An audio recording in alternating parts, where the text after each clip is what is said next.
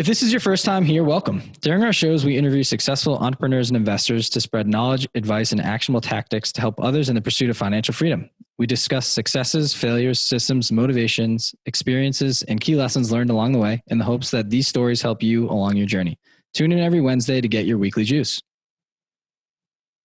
If you've been here before and like what you've been hearing, please subscribe, share with friends, rate, and leave a review on Apple Podcasts. That goes an extremely long way for us. It's simple. Just click on your podcast app, type in our podcast name, The Weekly Juice, click on the reviews, and let us know what you think. The more ratings we get, the more eyes we'll get in our show, and in turn, we'll be able to provide you all with high-quality guests.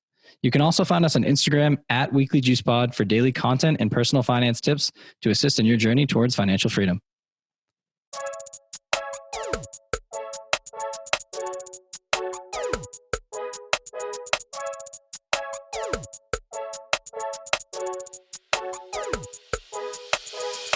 Welcome back to the Weekly Juice. As always, it is your boys, Ryan and Corey, here with another episode for you. Today, we have a special episode put together for you. This is going to be a best of 2021. So first off, we wanted to say thank you for the support from our guests, from our listeners, to everyone involved with the Weekly Juice, behind the scenes, in front of the scenes. We are just so thrilled that you could all be a part of it. And, we originally started the show to be authentic and sharing our journey with people that you can do it too. If we can put it together, we can start investing and build our portfolio and network with very, very successful individuals. You can as well. And with this episode, we decided to compile a list of 10 to 15 minute clips of some of our top episodes from the year. So you can pull some golden nuggets away, go back, re-listen. Maybe it'll spark an interest to go back to a previous episode and really dive all in. But thrilled to provide this to you. And it's as a thank you to, and essentially for their support for the year. Yeah, man, we're really, we're just humbled, and we're just so appreciative of like the outpouring of support that we've got from everybody, how willing guests are to come on and chat with us, how willing people are to listen. Just the growth of 2021 for us is like super exciting. So for this episode, we have, like Ryan mentioned, like 6 or 7 clips from some of our best episodes. And we tried to pull like the best tangible nuggets of information or wisdom for thought-provoking type things. And these ones will really hopefully get your 2022 off to a really good start. And they're, kind of some golden nuggets for you. And not only that, but I was thinking back to kind of us starting the show, and we're going to continue to be ourselves, be authentic, be transparent, and kind of walk everyone through our journey. And we're hoping by doing that and continue to do that as we start to grow, hopefully people who grow along with us, we're going to show you the good, the bad, the ugly, continue to do that. And again, just be ourselves. And I think that's hopefully providing a lot of value to our audience and along the way, really. With that, let's take a dive into some of our best clips and highlights from 2021. Episode 68 with Mark Jones from Living Rent Free. Yeah, man, it's just been an insane ride. It's been a great ride to be able to live in my city, LA, and live for free and see. I want to talk about this because you have this ability to, because you're from the area, you've learned the market, you understand it. And there's so much value in the fact that you grew up there, that you said, this is coming in here. You've almost done research by osmosis just by living there. Like, what's happening. If you've this is just, I'm playing devil's advocate on both sides of this. I know people that make a lot of money investing in Indiana. We just talked to Jared, he invested in Indiana. I know a lot of people that make money in North Carolina, the Midwest, Missouri, wherever.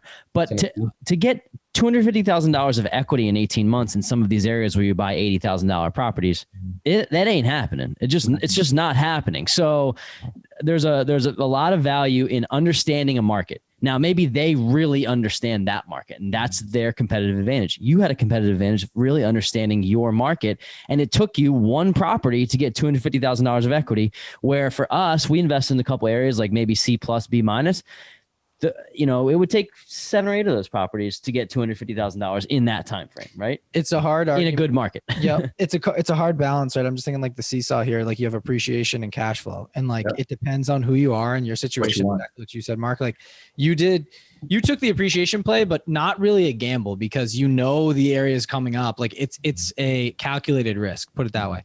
There's other people that are just they'll go invest in a fourplex for $50,000 in Bumble Cleveland, and they're gonna have the worst tenants ever potentially, and the rent, maybe they're not even gonna collect the rent. They see the cash flow, the number that you could potentially get. Good luck managing that and getting a property manager to manage that. So it's funny. Corey and I have been business planning, been talking about this. Like, we want a couple hitters like the cash flow play guys, right? Like the $175,000 property cash flow is about $8,000 to $1,000. Great. You have a couple of those bad boys. Let's go. And then you're going to get a couple like yours potentially, right? You got to find the right pocket. And we've been debating, hey, we've been meeting a lot of people similar to you, not 50,000 people, about 10. No, and, you got it. I'm just playing, but like networking around, right? And then it's funny, deals come up and people are like, hey, what do you think? And so my question to you is, I know you're our LA guy, but would you ever consider investing out of state? And like, what recommendations would you have for people when they're getting floating deals like this? And like, do you want to have your portfolio in a bunch of different spots? Right. Yeah, man. So it's interesting. You covered a lot of stuff that I kind of want to talk about, but one of the first things I want to say is, like, I have a friend, his name is James Allen. He has a YouTube channel and he's on Instagram. He's building it up, but we met years ago.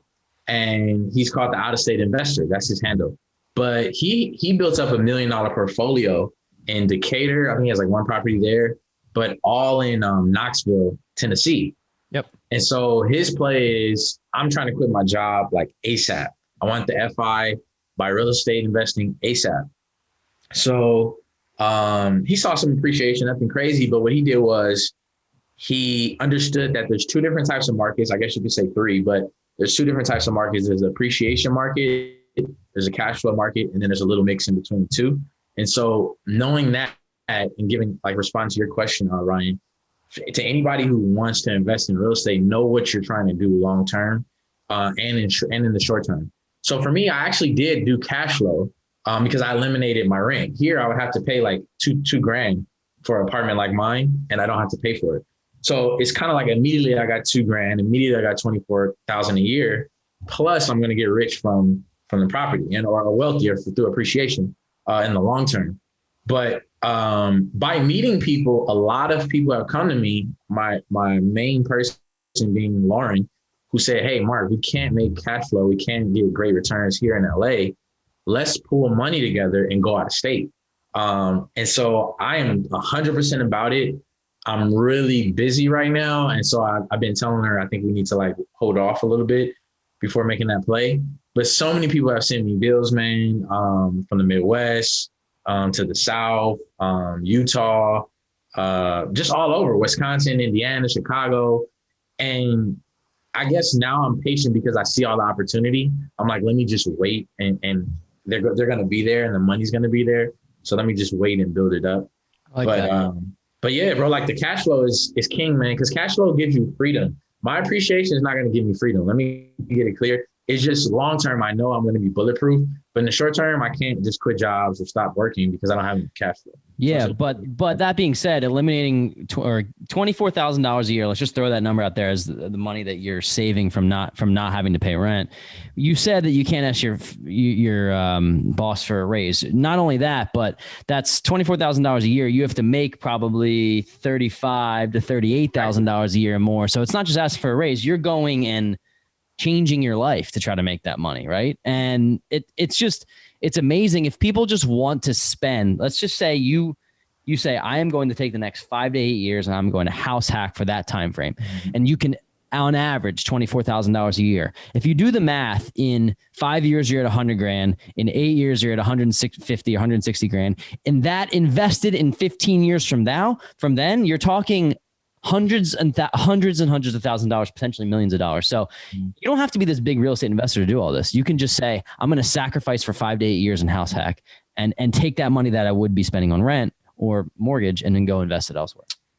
It's hands down. If you just graduate from school, I'm just saying this from me, like, I know not everybody goes to college, whatever, it's fine. But like from my experience, and we know it's the norm. I won't lie. Like the norm of society today, a lot of people go to college. So like when you graduate, there's this in between period when you're just first getting your job and you're like trying to find roommates to live in that new city. And like to not know about house hacking, which I didn't back then, sucks horribly. And I'm like, but this guy figured it out, and it's kind of cool. And Smart guy, Corey. Smart guy, good guy. That's why our partners. You got know? lucky. Find someone smarter than you. It's great. But no, for real. I basically just a recommendation for people, like, don't go spend. You're gonna spend $2,000 just to live in a cool place in Center City or in New York or in LA, just to feel cool and feel like you're making money. When you first get a taste of making money, save up some dough. Live with your parents if you can. If you're living in the same city, save up some dough, put a down payment on a multifamily, live in one unit, rent out the other, call it a day. You're then all the rest you're saving, pump it to index funds, pump it to your savings, or just live. You know what I mean? Like, you're talking about living this, going up at the same speed. You don't have to sacrifice everything. Once you have that huge chunk, what's it? Food, car, or transportation, and housing. Those are the three big ones. If you can eliminate one of those, and then maybe you live close enough to work, you don't have to drive. Great. You're paying for food. You get to a certain age where you kind of realize that, like, it's the status of driving a super nice car. It kind of fades in a way. And, like, if you have an abundance of money, it's a great thing. And then you really have that freedom that we all kind of wanted. But there's these years, 20 to 35 for us. It works differently for everybody. There's these years where we're saying, like, it doesn't mean that much to me. I bought a Mercedes when I was 22. And then I realized a couple of years later, I was like, it doesn't mean that much to me to have this. I'd much rather have the time freedom. And that's exactly what you teach. Yeah. And he made me sell mine on Saturday. So he literally sold his. Yeah. Oh, you sold your Benz? Yeah. So long story, man. But he's in his Nissan. So your boy's got the Maxima Gordon. It's actually fire. It kind of are pretty cool though. Yeah, dude, it's fine. Cool. If I had to switch, I'm like, all right, the thing rips. Got a V6 in it, but like, it hurt, dude. But I'm preaching all the stuff. I'm like, I'm done. Yeah, but something else I was just thinking about when Corey was talking is, like, if you do want to expand the portfolio, say you do want to use the portfolio, because I know a couple of my students who are buying, like, have bought multiple 4 units, like, after learning about the first one. It's a stamp of credibility, right? You've been a landlord. You have the discipline to save up money for the down payment. You have the business acumen to run the whole 4 unit as a business, right? So now when you're looking for partners, you're trying to expand and build that portfolio, people are going to look at you as official, right? As a, bona fide real estate investor. And you have to realize that, like, I have a dentist client now who, makes plenty of money. Him and his wife have a practice. They don't know anything about real estate, but they have a lot of money to invest in real estate. So just you owning that one property and connecting with somebody that has that money, but not that knowledge and that experience, that could be golden for you to start building, like, a huge portfolio or a larger portfolio. Episode 50 with David Green. You didn't even really know that much about real estate investing, clearly, who does when they first start, right? Yeah. But how did you take that experience and then turn it into, okay, I'm going to keep doing this and do more of it? Well, it was terrible. I would have sold the house if I could. I was just stuck with it. It hadn't gone up enough that I could sell it. So I put it back on Craigslist and I did everything again that I had done the first time. I didn't check anyone's credit. I took an application and was like, oh, this person looks good. I was really busy with my new law enforcement career, so I really wasn't paying any attention to what was going on with the property. And I was showing the house to somebody that had wanted to see it online, and they mentioned that they had a property manager. And I said, oh, what's that? Oh, it's this person that helps you find rentals and then manages it for you. He told me I should come take a look at this property. So here we are. And I said, oh, can I get their phone number? And they said yes. And I called the guy, and he was a terrible property manager. But even with a terrible one, it was a bazillion times easier than what I had been doing. And I'm like, man, I was trying to save, the $100 a month or $150 a month. And I lost thousands and thousands of dollars trying to do that. So once I had a property manager, it was like, this is easy. They just send me the check and I just wait. Next year, the rent will go up. And it did. And then I didn't hate real estate investing as much because I was making $300 a month. Now I'm making $400. And it doesn't take much to realize in 5 years, I'm probably going to be making $900. This is cool. And my mom calls me and says, hey, there's a house down the street from where we live and it's vacant. There's a bunch of kids skating in the pool in the backyard that's empty. Do you want to go take a look? So I did. And I thought, well, it's close to my mom. Maybe I'll just live in this one instead and keep renting the other one out. So I bought that house. And now I had a property management company. So I wasn't as scared about making mistakes. I let them take it over. I had 2 properties. The third year, unfortunately, my grandmother passed away and the family was going to sell the house. And I said, well, let's just get an appraisal and I'll just buy it for whatever it appraises for. So now I have 3 houses, and I guess I'm a real estate investor. I own property. I had no intention of doing it. I just, at that point, identified as a real estate investor. And so now when stuff would hit the market, I'd be looking online and I would be talking to people about real estate. And I just slowly kind of started from there. How did your brain then switch to like financial independence? Like how that you knew that this was going to be a really good thing for you because you fell into it kind of.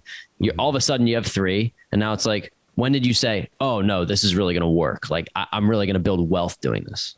I was really afraid at the time of not being able to make the mortgage. In fact, every time I bought a house, it created more anxiety because all I could think of is what happens if I don't have a tenant. So it was actually hard to get momentum going because everything inside me was saying, don't do it. And I was sitting down one day and I was looking at, okay, if all my houses are vacant all at the same time for a whole year, this is how much it's going to cost me. I got to have at least that much money in the bank. Just ridiculous type of thinking. And I noticed that I needed to update the rents that were on, like, I think I just used to track it in my iPhone Notes app. I didn't even have a spreadsheet. I didn't know how to use spreadsheets at that time. And I noticed that the rents needed to be updated, that it had originally been like 1,100 and now it was 1,400 or maybe 15. And there was something that clicked that I just thought, that's kind of a big increase for only 2 years. How did the rents go up that much? We're not even in a good economy. And then I bought a fourplex shortly after that. And I bought it at $700 for rent on each unit. And immediately it became like $800 or $850 as soon as I bought it. I could bump the rents up. And then next year, every one of them went up by $100. And I realized this exponential, I'm not just going up 100, I'm going up 400 a year. In 5 years, that's $2,000. That's a paycheck that I'm getting as a deputy sheriff just from this.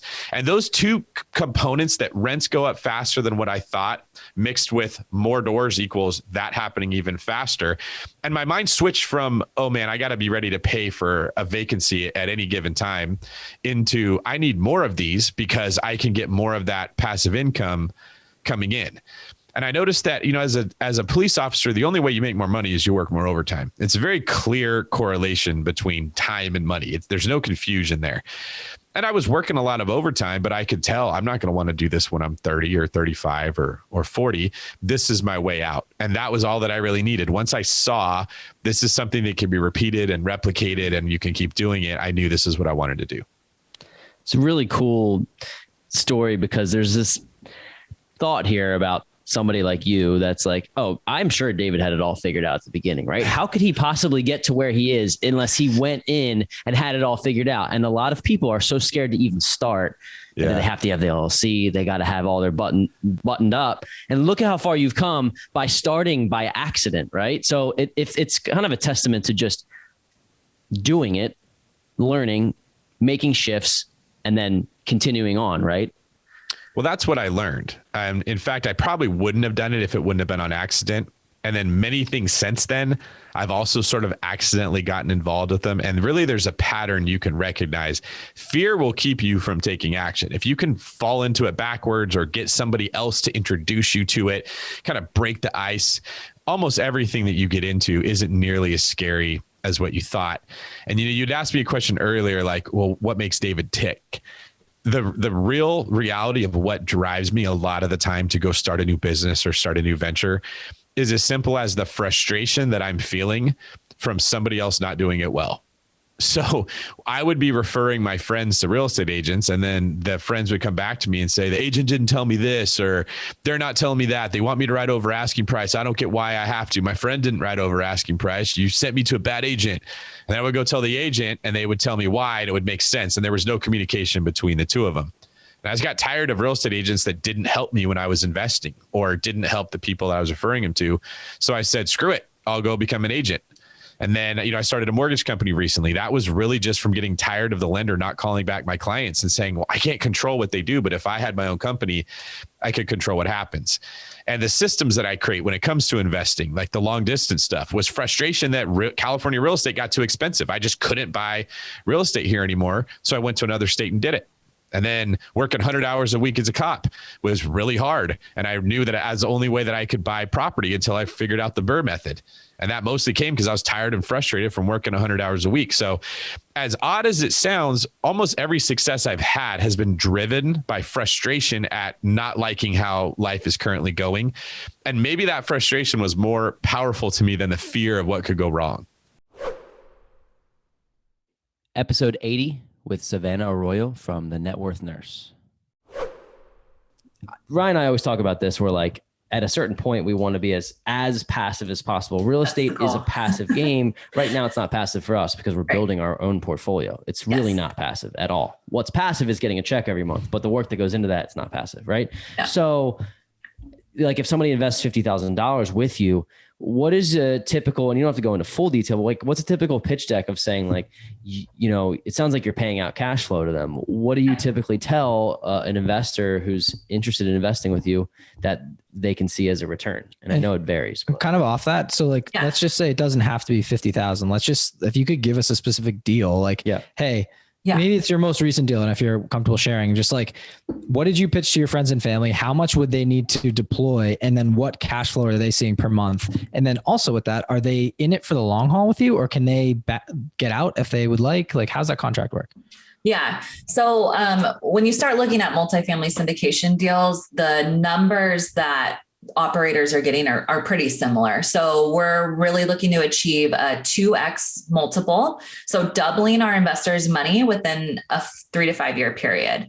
And then with that, we're looking at a 15 to 20% AAR, average annualized return, aiming for 7 to 9, maybe 10% cash flow, cash on cash return, and really like a 15, 18, maybe 20% IRR, internal rate of return. So with my investors, so looking for over 100% return on investment at year 5. So really how it works is if someone were to invest $50,000 for us, and we break it down into our projected investment. So when you attend one of our deal opportunities, you see exactly how much cash is going to be projected to you on a yearly basis. So $50,000 mark, we're looking at, depending on the deal, because if it's a high value add deal, you're not generating a lot of cash flow in year 1 because you're working to stabilize the building, which is what we're doing most of the time. We're out targeting buildings that are by mismanaged owners, usually elderly owners. They have out of control expenses. Their rents are way below market value. And we're going, and there's so much value add in these deals. And we're going and buying these apartment complexes and pretty much flipping them over a 5-year period. We're going in there, decreasing expenses. Like for example, on one of our last buildings, the water expenses, when we were looking at the numbers, were like double, triple what they should be. We went and walked that building. Every unit we walked into, faucets were leaking, dripping, just out of control. We went in there, implemented a water conservation, new plumbing for that whole building, drastically dropped those expenses. We took care of a roof, some other maintenance items, and now we're increasing rents because they were like 15% below market value. And it adds huge, huge value just by decreasing expenses, increasing income. That's how we're generating returns for our investors.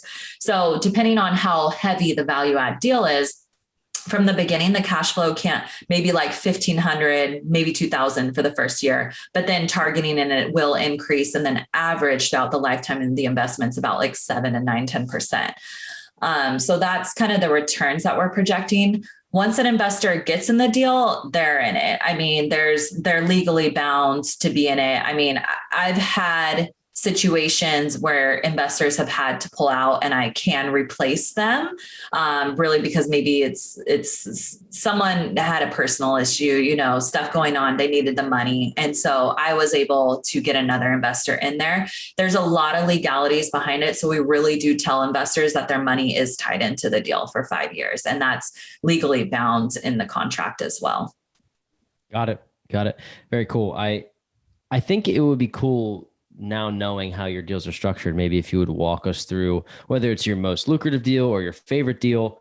I know you've done a lot recently. Maybe if you could just break down like, who invested and where you pulled the money from and kind of the top line purchase, what you think it's going to be worth after, cash flow, et cetera. If you have a deal in mind that you'd like to share?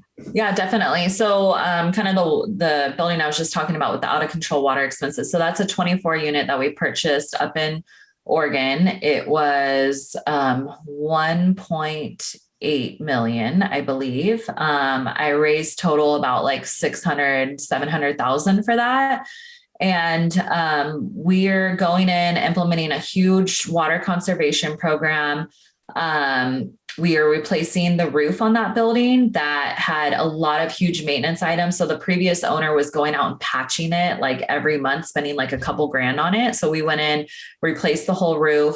We actually got a credit from the seller for that roof. So that goes into kind of negotiating when you go through the walkthrough, because our broker didn't tell us that roof needed to be replaced. And so when we showed up at the building and looked at the roof, and our contractor was like, oh, this roof is bad, you need to have it replaced, we didn't have that calculated into our numbers. And that's like a $60,000 bill. So we're like, okay, then this deal's not going to work if that's the case. And so we were able to negotiate a credit from the seller so that we could still make the deal work.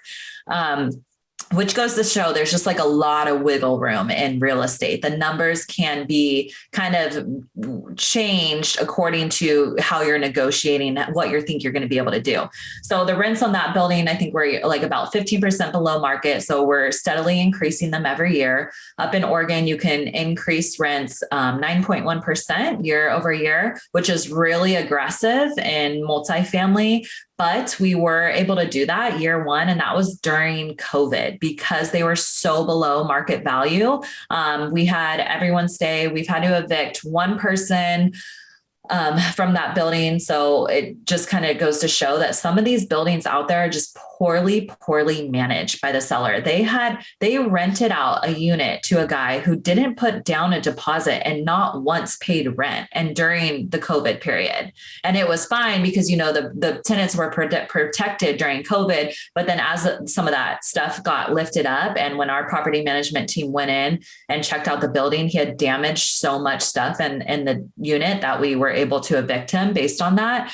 And so that unit alone was like 27% below market value. We did a quick renovation on it, and now we jacked rents up 27% on that one unit. And that adds huge value to our numbers. So we were able to actually give our investors in first quarter more than we were originally anticipating, just because of little things like that. Like that's one unit that can create that much power. Going in and kind of like changing out different contracting services like pest control or landscaping. So working with the property management team who's really good about kind of looking at those contract services and make sure that they're kind of on par with what is expected in the area. Yeah. And then the raise. So raising money was from a lot of family and friends, referrals. I had a couple repeat investors in this deal, really just kind of talking to people about what we're doing through my brand, The Net Worth Nurse, and what I'm doing on social media. A lot of people I'm just really transparent with everything we do. I share a lot of numbers on our deals and kind of like my journey and the behind the scenes look. And so people kind of feel like they, get to know me and get to see kind of how I'm running these buildings. And so I hop on calls with investors and kind of let them know what we're working on currently and what deals we have in the pipeline. And then they just kind of like wait on hold or on standby until we get a next deal.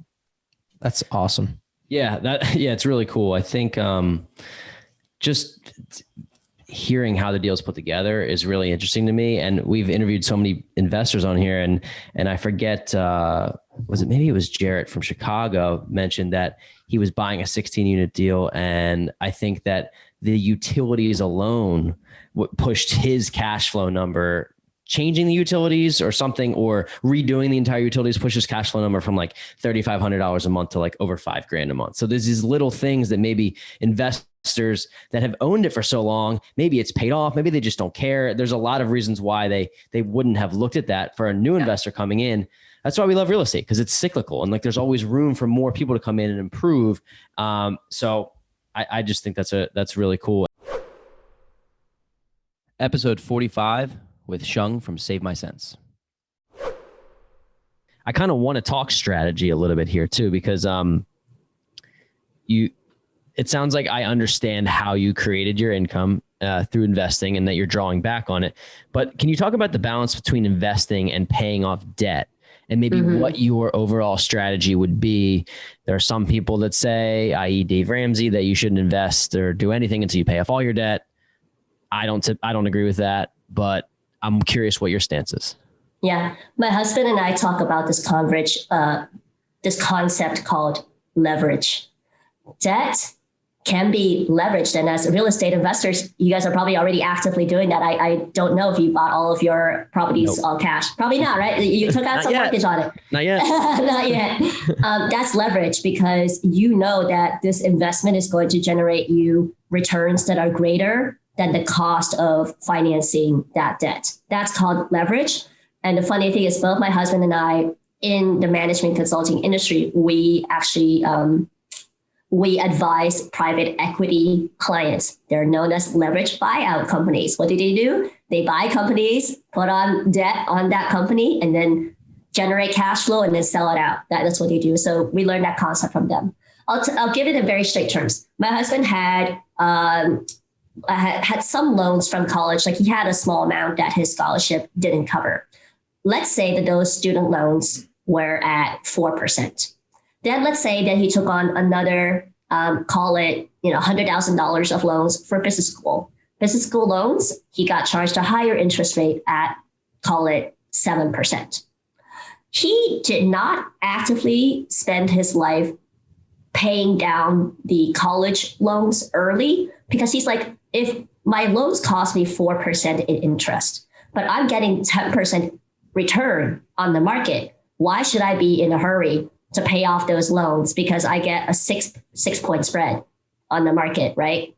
So in these situations, I often say, look at the interest rates on your loans. If you've already been paying your loans on time and you don't have capitalized interest, what I mean by that is some people kind of let their loans lapse a little bit or they're under certain income repayment programs, income-driven programs where the interest is actually growing, then that's different. But let's say you are an on-time strategy, you're paying back those loans and the loan interest rate is pretty low. I call it 5%, less than 5%. I wouldn't be in a hurry to try to pay down those loans. I'd say you're in a good position to both pay off your debt and invest at the same time because the market returns more. But if your interest rates on your loans are 5% or greater, or you've let the loan lapse, then I would be a little bit more focused in at least getting rid of those debts. So when my husband and I married, we really focused on, okay, how do we get rid of this student loan debt from his business school? Because it was 7%. And we're like, let's just pay it off. Because if after you account for taxes and stuff, it's about the same return as the return on the market. Because you get 10% return on the market, but you still got to pay some taxes on it. So that's why we made the decision to pay off the student loans there early and then go back to investing. It's a really cool strategy. And we equate this to real estate investing too, where we've talked to a lot of people in the investing game who are highly leveraged. And what they say is if interest rates are so low right now, we're getting an investment property loan at 3%. Why would we pay off the loan right now? Even we can't, but even in shorter time, why would we pay it off if that 3% is going to be paid down with cheaper dollars in the future even? So it's like a really cool thought process for people out there that look at your interest loans or your interest on your loans and then determine whether or not you feel you can make a better return in the market and then base your decision off that. I love the advice. I think it's really cool. It's interesting because it's almost like a ping pong table. You go back and forth on deciding what you want to do. And one day it'll be like, well, I just want to pay off all my debt as soon as possible and just get done with it. And then I can start investing. Then you're like, wait, what about compound interest and over time and how my money works for itself? Yeah. And I have a couple of people that ask me advice. They have, here's one of my colleagues. He has a 4% loan and then a 7% so kind of a similar example to you. And I think I'm going to make him listen to this episode and, adhere that advice. And he should start today. I know the 7% he should probably start tackling first, but he can invest at this moment and he shouldn't wait. Yeah, but it's also interesting. And I think Sean can maybe speak a little bit on this.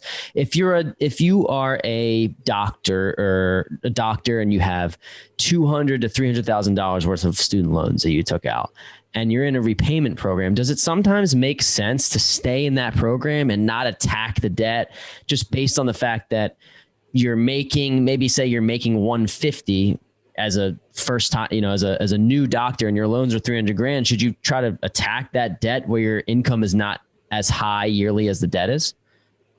Yeah. I guess it's strategy based on their, everyone's tolerance, but I'm curious what your thoughts are. There is no perfect answer when it comes to debt repayment. I respect Dave Ramsey for him understanding the psychology of people in mostly credit card debt, actually consumer debt. He understood that psychology, and he understood that people need to get that out to feel freedom. But when we're talking about people with student loans, it's a little bit of a different beast because it's almost an investment in yourself to get that higher income, right?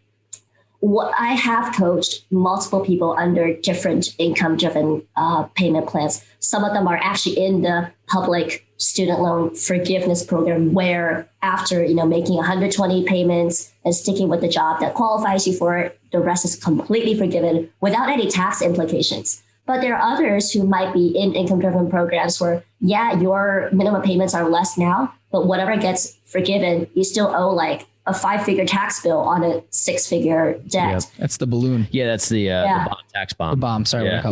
And people need to save up for that. And I've known of people who did it, and then they have this IRS loan after paying off their student loan, which is horrible. Yeah, we interviewed Lauren Williams, who's like she's a student loan like financial planner, and she talked a little bit about that, and it surprised so many people that are actually in the program. So 20 years from now, you have to pay, if you have $200,000, you have to pay 60 grand or whatever it is. It's scary. So yeah, I think these repayment programs lull people into a false sense of security, because people just look at the minimum payment. They're like, oh, it's so much lower than I expected. I can totally do whatever else I want. And I think if you have it and you need temporary relief, there's absolutely no shame in using this for that temporary relief. But there is a price to be paid, whether it is you being stuck in a job that qualifies you for these programs for 10 years, which is a really long time to commit to a single job or a single industry, or it is making sure that whatever money you do end up saving, you're putting it to good use. Like, I would hope that you're establishing an emergency fund and that you're getting some savings going and you're living below your means. But I've also seen people who end up with really low student loan monthly payments, and they just blow the rest of the money.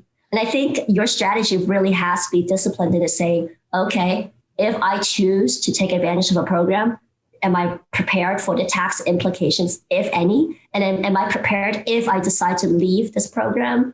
Can I get my savings up to cover that? And is the money that I'm saving being productive, or is it being spent on stuff that, I didn't really mean to buy?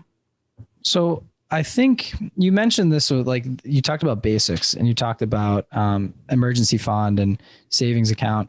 I think people get overwhelmed when they realize how many different vehicles are out there to potentially invest in, and like different avenues. And we had this analogy of basically a table, and you want to add more legs to it, essentially, to have more income streams. Because if you have a table with one leg, you knock that leg out, you have no income, your financial health is in ruin. So do you have almost like not a blueprint, but just a basic set of, whether it's accounts or vehicles that you recommend someone start with, to say like, hey, listen, like, here's how to enhance your overall financial health starting out, and then you can always add more as you go along?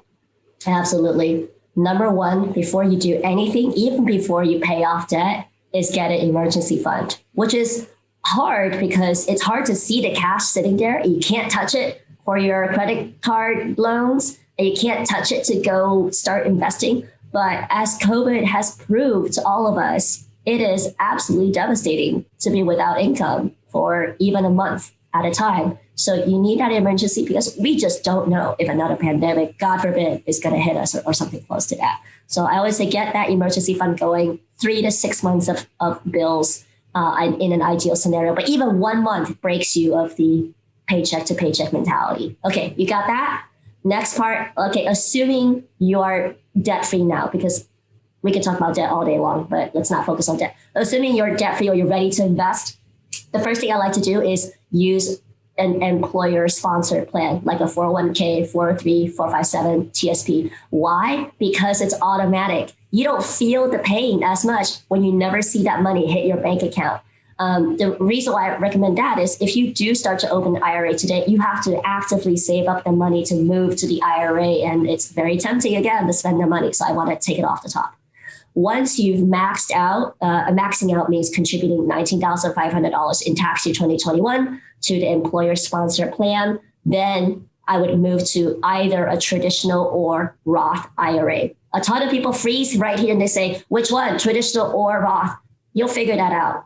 There is no right answer. I say just toss a coin and pick one right now. You'll figure it out later. Open a Roth IRA. If you happen to make enough money, you still exceed that, then we can move to some more sophisticated instruments. Like if you have a health savings plan, a health savings account, I recommend that. Then a taxable brokerage, which is anybody can open, anyone can withdraw from at any time.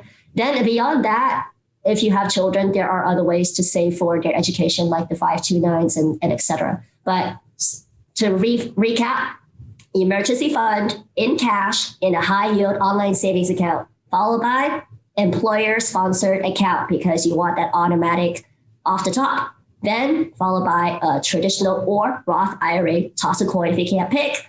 Then followed by a health savings account if you have one, or moving to a taxable brokerage. Episode 65 with Michael Zuber. I know you transitioned from single family into multifamily. Can you talk about the difference? Because a lot of people, or how you feel about the difference between the two types of properties, because a lot of people just starting out, they're like, well, hey, should I go the single family route? Should I go right to the multifamily route? And I know things change and the markets kind of swing. So what are your thoughts there? Yeah. So if we take the sort of mantra today, there's obviously a very famous content creator who talks about bigger is better, right? That's kind of his shtick. And he's anti single family homes, at least most of the time. I got to tell you, I own stuff like that, and bigger is not better, right? It's absolutely not better, especially in a market where cap rates are compressed. People are overpaying. So I actually compare multifamilies and single family on the same spreadsheet every time. I will buy whatever's the highest yield. I can tell you the worst deal I ever did was my first multifamily, because I assumed the expense structure and the tenant turnover behavior was the same as a house. And I was rudely awakened because, again, multifamilies have a lot more expensive than single families. For example, water, yard care. Turnover is much higher in units that are attached versus, single family homes. My worst deal was my first multifamily because my calculation was just wrong. Because I had a whole list of expenses that I didn't take into account. I think that's a great point to bring up, Michael, because I have a duplex and we've talked about this before, but I have a duplex that I have on a huge lot. And it's when I ran the numbers, I didn't factor in that I had to pay an average of $60 a month cutting the grass. And I didn't factor in that the water meter wasn't separated between the two units. So there's no way for me to charge the tenants. So right there, I'm talking $60 a month to do the lawn. And I'm talking roughly $100 to $120 a month. So you're talking $200 a month that are my expenses that I cannot pass on to the tenants, where in a single family home, all of the utilities are on the tenants. So it's really important to find out, because $200 a month could be your entire cash flow. Luckily, I had some spread in the deal, right? But you talked about what's the average time frame that somebody lives in an apartment versus that lives in a single family home, because this is part of it too. And another thing that factors in. Oh, it absolutely is. And again, I had the luxury of looking back over 2 decades now. So my average tenure of a single family home is 8 years, just like 8.1 years. And a apartment is 2 years, just under 2 years. And you get one turnover on a skinny deal, you're negative for the year. Yeah, absolutely. And that vacancy right there can really, it's something that people say, well, oh yeah, I'll turn it over. But depending upon your market, it may not be 3 days that you turn it. It's not going to be 3 days that you turn something over, right? It oftentimes takes a month, and a month is 1/12 of your cash flow for the year. So there's just so many pros and cons, whether you're buying single or you're buying multifamily. And I think it's really about your personal I guess it would be your, like, just how your tolerance level. Well, you got to know the market. I mean, again, I've done this for 20 years. So houses were the best investment kind of '02 to '06. Multifamilies were great '07 to 12. It was all rotten 13, 14, 15. Then coming out of it, multifamily was best. Multifamily value add, you could not go wrong buying a multifamily value add 2015, 16, 17, 18. Those are the best years. You could be a horrible operator and make a lot of money. They started turning bad in 19, 20. They're just overpriced. So I believe single families and multifamilies go in different cycles, and everybody wants them in the same cycle. They have different cycles. So you can bounce between them. I think that's a great point to bring up, because right now there's so much speculation on what's going on with the market, and you're leading us in this direction. I'm curious to know, what do you think's happening in this market? Because everyone has an opinion, and I have my own too, but it's only because I speak to smarter people like you that help form them. So I'm really curious. You've been through 2 full, maybe 3 market cycles in 20, 25 years. So what do you think's happening right now in the market? Yes. So when you say the market, we've got there's really 2 markets I generally talk about. There's the multifamily market, commercial, and then single family. So we'll do single family first. I think single family, generally speaking, has had a great year and a half. It was 15% last year. It'll probably be 7 or 8 this year. I think single family is going to plateau. We're going to see a lot more supply on the market. We're going to see a little bit less demand. We're going to see tighter lending standards. So I think it's single family housing slowdown, no crash. Multifamily, on the other hand, is setting up to behave very badly. Multifamily is surprisingly, and I've actually talked to multiple apartment syndicators, the debt structure is wrong. Why did single family collapse before? Because they had 2 and 28 teaser loans. They had adjustable rate mortgages. The debt structure was toxic. What they're doing in multifamily now to get these stupid cap rates sub 5% is they're doing interest only loans. They're doing bridge debt, and they're just betting on appreciation, which is never a good idea with real estate. So I think multifamily is going to have a very big pain in 2023 and 24, because when the debt structure resets, right? The bad loans were written in 05, 06, but it's not until the 2 years were up in 07, 08 that the stuff started blowing up. Do you think that means that there's going to be some sort of crash? Can you define what you feel like that actually means? Because it could scare people to potentially not invest. And I think that, me personally, I don't see a crash looming. I think that we're seeing 12, 15, 20% returns. It may stabilize, but I'm okay with 3 or 4%. I bet on that in the beginning anyway. Yeah, exactly. So let's define the terms. That's a great idea. So anything above 0 is good, right? Anything with a positive number is good. I call a correction -1 to -10. Anything above 10, we can call a crash for this conversation. So single family homes, no crash, and only a correction in a couple of very small markets. No national crash. The national home appreciation for 2021 will be 7 or 8%. For 2022, it'll be 3 or 4, and 2024 will be 1 or 2%. So all positive numbers. Multifamily, that's a problem, because multifamily is valued on what's called a cap rate. And if we get interest rate rise in the next 2 years, which I fully expect, they're going to have higher cap rates. If they can't raise rents to match their higher mortgage payments, their NOI will be hurt, and thus the value of their buildings could collapse. I did some very quick math with an apartment syndicator, and we could whack 40% off the valuation of 2020 purchases with very minor changes. So we could see a crash in large apartment deals. Now, this is for the big boys. We're talking 100-unit deals and all of that.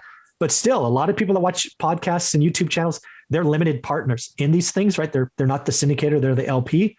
And a lot of LPs have already lost their money. They just don't know it yet, because it's not going to, the pain's not going to be felt for a couple of years. Got it. So this lends itself to buying one rental at a time too, because you're really not referring to small multifamily necessarily in the 2, 3, 4 unit range. Because when I think multifamily, I think that, but I think it sounds like you're referring to major apartment complexes that are just overpriced based on the way the market's going. Yeah, anything you can get 30-year money on, you're good. Right? Anything 4 units and below, 30-year money, good, right? Because what you don't want is the interest rate risk. If in the next 2 years the average rate goes from 3% to 7%, there will be plenty of apartments that go pop. Episode 52 with Josh and Ali Lupo from the Phi Couple. Well, that's the thing. It's like, know who you are and know your temperament, because Josh was so stuck in the Excel sheet. And then we go on a house showing and this big guy opens the door for a showing and he slams the door in our face. And our realtor was like, oh, so you're going to collect rent from him every month? That's going to go well. And it's like, investing in real estate is not easy, right? Like, there are challenges and you get stronger and it's amazing, but like, it's not easy. So what is your hard? Is your hard like, something breaks, I need to fix it, or like my tenants are giving me a heck of a time? Some people are cut out for it. Like, we are investing where we're living, so we want to be comfortable. So number one metric for us that we always consider first, location. You can't change the location. So if it's a bad location, I don't care how amazing the property is. So that's the first thing we look for. And then from there, price to rent is like a really, really big ratio. And like, you'll hear people talk about like the 1% rule. So in New York, we have like notoriously high taxes. If we only use 1%, we're probably cash flow negative, or maybe at best neutral. So we do like to find something that has something like a 1.3 to 1.5% rent to price ratio, which is getting harder because prices are going up. But we're still hitting those metrics, which is pretty cool. We do like to see like $250, $300 a month cash flow after all operating expenses. And so we actually made a whole like post or whatever you would call it about this. So like we only use like the house act we're in right now. We use 3.5% down FHA. We walked away with 17% equity. Like, we like equity. We just don't want to buy it. So we look for deals that we can find hidden value in, we can force appreciation to. So that's a really key metric for us, because we don't want to be over leveraged, especially when you start getting into like, top of markets. So we do look for that 20% equity. We just hustle for, as opposed to putting out cash. I know it's pretty elementary, but can you talk about the rent to price ratio? Like, just if someone doesn't know what that is. Yeah, no, great question. So for instance, our first property, we bought it for $155 and it rents for $2,275. So I think it's like a 1.47% price. So it'd be 2,275. Sounds about right though. Yeah, well, I had it memorized. 1.467. It's literally perfect. Yeah.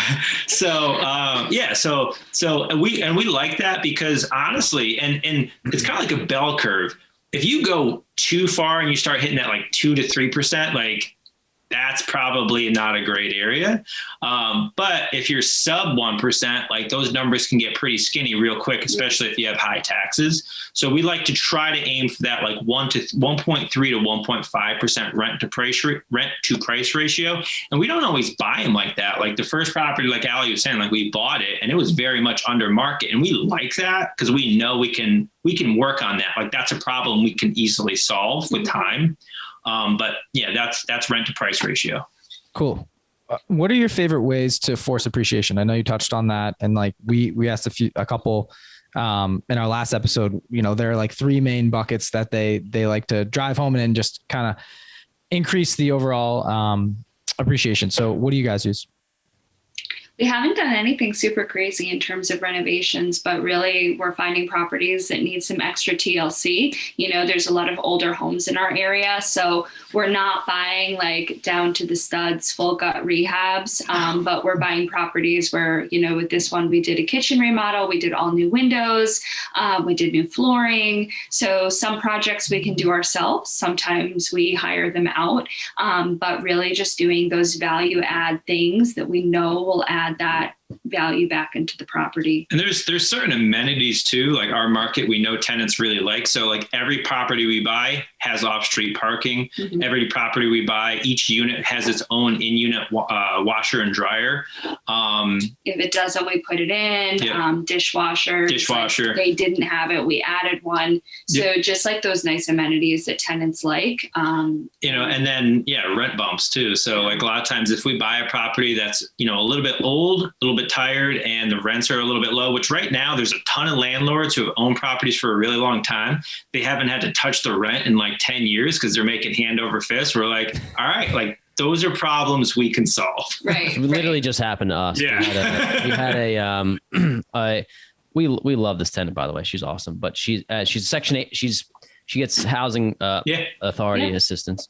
And she hasn't had her rent raised in 8 years, and she knows it's coming. In fact, we sent her like a 40% increase. She was like, I know it. But the thing is we can only do it through the housing authority, like 3% a year. Yep. So Ryan and I the other day were like, dude, this guy just like, he's got a good tenant. Don't get me wrong. Like you don't want to mess it up, but I'm like, it's $400 under market value. And like, we can only raise it 3% a year. So it's just like we had to abide by the laws, it was interesting. Like we went and walked in the paper, the notice of rent increase. She's like, oh, I knew this was coming. No problem. Yeah. Signed it. But then, you bring it back to the housing authority and they're like, we have some issues with them, but they just like slap it. Nope, not accepted on the paper. Stamped, mailed out. So we call them. We're like, "What's the deal? Like, how come?" They're like, you're making it too difficult for them to live." And we're like, "She signed the paper. She said it was cool." And then basically we had to go back and forth with them, and all they had to tell us was, "We'll only approve it if you bump it to 3%." We've been talking to them for 6 months. And we could have saved a bunch of paperwork if they just told us. We wouldn't even tried to